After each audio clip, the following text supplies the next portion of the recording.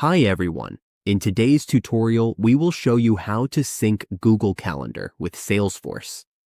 This is a great way to keep meetings, events, and customer interactions all in one place. Let's get started.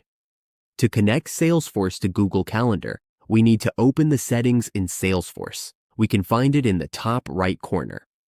Once we're there, we click to open Advanced Setup, and we'll be taken to a new page. From here, we need to search for Instant. Just type Instant in the search bar.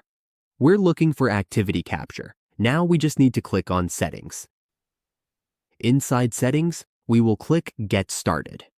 As we can see, this is where we can sync our email and calendar with Salesforce. We just need to click Next. Then we select Google. Now we choose what we want to sync: contacts, events, or emails. We just check the options we need and then connect the account. We'll need to wait while it's connecting to Google Calendar. This may take a moment, so just wait until it's done. Once it's finished, we just connect the account, and that's how we sync Google Calendar with Salesforce. With this setup, we can stay organized and make sure nothing gets missed.